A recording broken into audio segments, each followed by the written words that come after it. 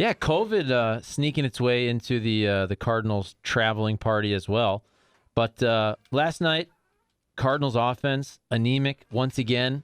Royals team, not very good. Although when you look at that lineup and their pitching staff, they're trying at least. I like the fact that KC, they made some signings. Zach Greinke, they pick up Amir Garrett. They got some interesting players. Salvador Perez not hitting well right now, but he's a stud. Dak Hudson in the game was cruising through 5. Then he hits a hiccup in the 6th, and you had a really close game that all of a sudden got real lopsided for the Cardinals there in the 6th inning. So, look, it's still early. I think the offense is going to come around, but we're 23 games into the season, and you still look, and basically half of your lineup, not even close to being league average. Yeah. And that's tough to sustain offense when 1 out of every 2 dudes is hitting a $150, hitting a $180 with, oh, by the way, not much power. I mean, you can hit 200 if you can go the Joey Gallo approach in his prime years, where you're a big walk guy, you have a ton of power, you can get away with hitting 200. But the Cardinals have a bunch of guys hitting 150, and oh, by the way, no slug. Why? No power. Why? I think some of it is slow starts for some of these guys. Like when you go up and down the order, and here's a good question for the text line. So who are you actually worried about? Because if you go up and down the order and look at the lineup from last night, okay, Tommy Edman, he is playing better than expected. Paul Goldschmidt, I think, is getting there. He's a traditional slow starter. The average is creeping up. The power is starting to come. I'm not worried about Paul Goldschmidt. Tyler O'Neill is hitting a $188 with no power. He hit the homer on opening day, remember? He had a double the other day. But Tyler O'Neill, so he's not going to hit a $188, but I think it's fair to say that last year there's a very good chance that Tyler O'Neill had the best season he'll ever have. And that's where when you finish 8th in the MVP, and he missed some time as well, Tyler O'Neill I think is going to be a very good baseball player, but to expect him to mimic what he did in 2021 every year, I just don't think that's reasonable because he was unbelievable. He was awesome. He was unbelievable last year. That's not a guy that's going to probably be top 10 in the MVP every year. But I think he's going to be much better than what he is. Nolan Arenado, you love what he's bringing to the table. Love him. I think Albert Pujols has either exceeded expectations or been right what you expected. I think he's getting too many at-bats versus righties, more big picture. But you brought him in to crush lefties, and he's doing that. Corey Dickerson, you brought him in to hit righties. He's not doing that. You gave him a contract. You also, by the way, a big story here is that by giving Corey Dickerson, a major league veteran, a contract, you're also blocking Nolan Gorman. Yep. So a big reason why Nolan Gorman can't come up and play every day, even if it's at the DH position, is you have a veteran 30-something Corey Dickerson, and you gave him a contract. So that's very interesting to look at. I don't think he's going to be a $180 hitter, but I didn't love that signing. I just didn't think Corey Dickerson was that real impact guy. Kisner has hit better than what you expected. I think Bader, even though our text line will go crazy, if Bader hits 230, 240, 250, hits some doubles, hits some homers, plays Gold Glove defense, that man, I don't think he's going to hit 280. Paul DeYoung, you just wonder made if some Paul good plays DeYoung, in the field, though. Made some good plays the other day. Yeah, but you can't hit a $130, and then Carlson's the other guy. So I just went down. I mean, you got 4 or 5 regulars that are hitting between a $130 and about a $180. 4 or 5. That ain't going to cut it. It's not going to cut it. Pitching's been okay, though, right? I mean, overall pretty good. Yeah, so a big concern. So last night again, Dakota Hudson was cruising through 5, low pitch count. He was around 60 pitches after 5 innings, and he just got into trouble there in the 6th. Bullpen also not great, but I think overall, if we're talking big picture, you're fine with the pitching staff. You're really happy with the bullpen, despite what happened last night in one game. But when you look at, I think the X factor in the bullpen is Ryan Helsley, because he's been unhittable, and that was a question mark entering the season. You did not know what you're going to get from Ryan Helsley, and he looks like a legitimate closer type, which is fantastic if you want to use him in that role down the road and Gio Gallegos can go back into what I think he's best suited for, which is that jam role, where if you bring Gio Gallegos in, 7th inning, runners on, gets out of a jam, throws an inning in a third, I think he's perfect in that role. Yeah. Let's see what the text line has to say. What do you got? They always make everything right. Gino's like, O'Neill and Bader is where I expected him. O'Neill. He puts O'Neill, and then it says Bader is where I expected. So both of them, Gino? God dang, you're O'Neill confusing. Can't be. Yeah, I think Bader probably. Bader is. Yeah. I'm going to point to 4 dudes before I start critiquing Harrison Bader. Probably 5, actually. Over under, Bader pulls his head out of his skinny jeans, wearing ass by July. I think he's doing okay, though. I mean, here's my thing with Bader. I've said this in years past, too. The hate for Bader has never equaled the production or lack thereof. Yeah. So even when he's league average offensively, he brings a ton to the table. Base running, Gold Gloves, smile, center field. But even that, yeah, he's fun to watch, even though it seems like a lot of people here in St. Louis are not huge fans of him. But he's one of those guys where I feel like he always gets more hate than is deserved for his on-field production. And I'm not trying to say that he's been fantastic, but he hasn't been terrible. No, I get you on that. That's completely fair. Jim in Crestwood chimes in and goes, guys, what about the 800-pound elephant in the room? Yachty, 0 RBIs. Jimmy Boy in Crestwood. Yeah, well, look at what Yachty's role may be this year. Yachty's role could be that he catches Adam Wainwright, and he gets a few games here and there. Right now, first of all, Yachty had the personal issue, which we don't know. It's his own business.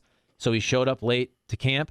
Clearly, he was not in great shape like he has been every other year he showed up to camp.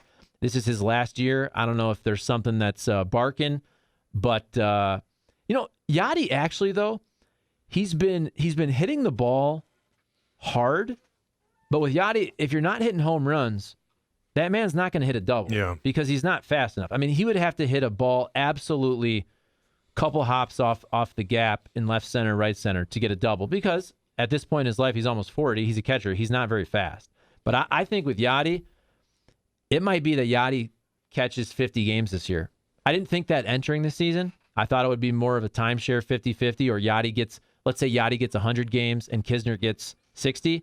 But right now, Andrew Kisner is a much better overall player than Yadier Molina. He just is. Yachty, Yachty, Yachty, Yachty, Yachty, Yachty. I know I'm beating a dead horse with this, too. But pitching, Woodford needs to be throwing more than 8 2/3 a month into the season. We just need more help in our bullpen than we do our starting rotation. I think that he'd be a good 5th starter. And then put Hicks in the bullpen. Because if we got a lead and then it's Hicks throwing an inning or two, Helsley and Gallegos, we shut them down. But after that, then it gets, kind of rough. I'm going to write an email. That's what I'm going to do. Write to Mo. To Mo? He'll fire me. Yeah, no, it's a trickle-down effect.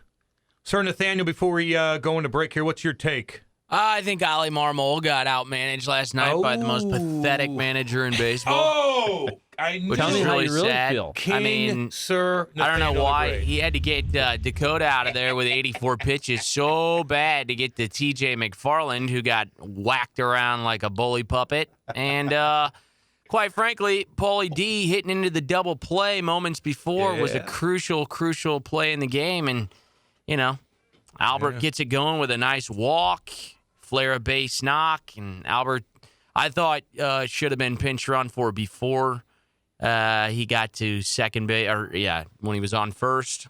They were a little late to that game. So Ollie got caught napping last night, and you can't be losing to the Royals. And so the Cardinals, they lost all 3 series finales, as I pointed out at the time, when they went on that road trip to Milwaukee, to Miami, and to Cincinnati. Yeah. And those were tough. And now you've lost this game to Kansas City. So you're losing to pretty bad teams early in the season. And so you kind of are what Vegas expected, which was about a mid-80s win team. Yep. That's Sir Nathaniel for you. That's Kurt right. Warner says, let's be honest, Nate has the hottest takes. Red, burning, hot takes. That's Sir Nathaniel the Great to you. Burning, dripping takes. Dripping hot. You just call on him. He comes from the clouds. Here's what I will say, though. despite all of the negativity around the Cardinals, which a lot of it is very, very fair, I still think that when you look at half their lineup hitting $150, $130, $180, look, those guys aren't going to hit 300. I get that. But they're not going to hit $130, $150, $180. It'll even itself They're out. going to get up to 230. They're going to start hitting some home runs. They're going to start hitting some doubles. So despite the fact that you look at a very anemic offense, and last night, pitching-wise, was not great. But big picture, through 23 games, you should be pretty dang happy with guys like Miles Mikolas, right? You didn't know what to expect really from Miles Mikolas with the bullpen. So I think when this team starts to hit, they're actually going to be really, really dangerous. Because, look, they're not hitting at all right now. Yeah. Their offense is not giving them a chance to win in a lot of these games, and they're still 3 games above 500. Yeah. The Cardinals do so many things well that don't slump. Defense doesn't slump. Base running doesn't slump. If you go out there and you get good starting outings from your starters and you have a solid bullpen, you're going to win a lot of games just off that. And this team has not even started to hit. So although I'm watching these games and I'm bored because the offense is really, really bad, the offense is going to come around. Yep. It is. It'll even itself out. Mitchie Chomp saying O'Neill will outmaster Bader this season. Oh, you ass. You son of a. You get damn, dude. Let's see here. There's a lot coming in here. Hey Cam, do you remember how bad Super Mario Brothers movie was? Almost ruined the game for me altogether. I remember that goofy ass movie. A lot of those movies are bad, man. Those 90s movies. That was a very random Do you text. remember that? No, I get that's just the randomness on this text. So line who today was is in great. that movie? Who played Luigi and Mario? The Louis. This is actual actors. Yeah. Oh yeah. I don't No, think it's I a saw guy that that's all over the place. The guy that's on Carlito's Way that ended up killing Carlito, I believe, is the guy that played Luigi on Super Mario Brothers. All right, here we go. Sam's Looking it up. Market. I get you right there, baby. 636 chimed in. Sam's Market. That's my jam. Ooh, you talking about John Leguizamo? Yeah, that's a. This is a good cast. Yeah. Dennis Hopper. John Leguizamo is a really good actor. Who is he? Was he? What's the bad guy's name? Not Donkey Kong, but the King something. Yeah, anyway. Doesn't Oh, matter. in Mario Brothers? Yeah. Gus's Chicken in Maplewood is the King best. Koopa? King Koopa. That's sick. Bowser. Bowser. That's who it is, Bowser. I used to play Bowser on Mario Kart, although very slow at the beginning. He'll get you in the end. Gino, Gus's Chicken in Maplewood's the best, but Hodak's is still the OG. Where'd that be at? Hodak's. Downtown. That's good stuff. That was downtown. Hodak's. No, I ain't going there. Bob Roney, Roe vs. Wade is voted down. It'll literally increase revenue in my underground RD and Chrome extraction facility that have been running for years. Adrian Chrome. You got Where that? are you getting these? You got that? No? There's a lot of text. That was a pretty coming funny text, so I just screwed up the one major part, and so the text kind of wasn't as good because of me. My bad on that. Joey B's on Tuesday and Sunday. Awesome. I heard Joey B's is great. Don't eat chicken personally, but it's told the fried chicken at the new Quick Mart on Highway 100 and 00 was good. That's Sam's Market. I believe that's Sam's Market. I love it. Cam, do you like Not gonna do I it. ain't gonna do it.